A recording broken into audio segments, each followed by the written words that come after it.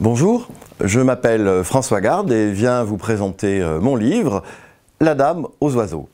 Alors c'est un roman, une œuvre de fiction qui se passe de nos jours dans un village non identifié, quelque part sur la côte atlantique de la France. Et il y a cette dame aux oiseaux qui s'appelle Élise et qui depuis 30 ans se promène tous les matins sur les plages. Il y a 3 plages qu'elle patrouille tous les matins avec un grand panier.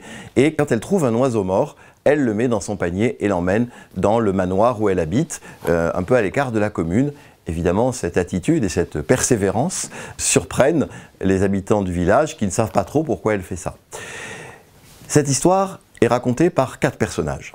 Il y a Élise, donc la dame aux oiseaux, qui va peu à peu se révéler, nous raconter son histoire.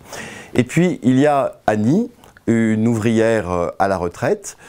Et puis il y a le fils d'Annie qui s'appelle Tom, qui est un électricien, qui est revenu au village parce que sa maman a eu des problèmes de santé et qui a décidé de reprendre le bar du village qui était fermé depuis 25 ans et qui redonne de la vie sociale à l'ensemble de la communauté.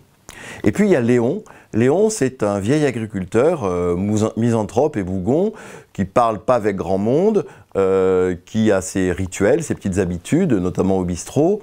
Et en fait, Léon, il parle avec 2 personnes. Il parle avec Robert, un copain qui a été tué juste à côté de lui pendant la guerre d'Algérie. Et puis, il parle avec la princesse Diana, parce que la princesse Diana n'est pas morte. On la garde en secret dans un château en Angleterre. Et lui arrive à communiquer avec elle.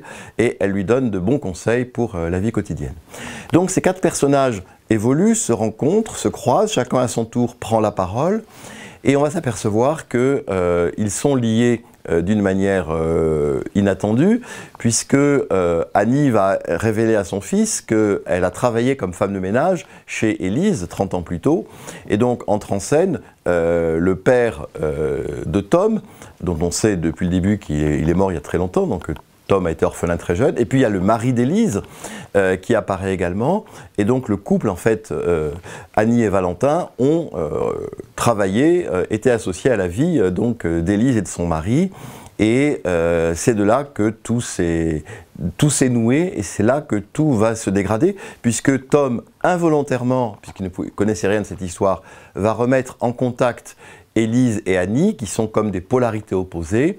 Le rapprochement de ces polarités va provoquer toute une série de conséquences, voire de catastrophes, puisque l'histoire d'amour qui a eu lieu il y a 30 ans, je ne vais pas dire laquelle, d'une certaine manière rebondit et produit à nouveau des dégâts.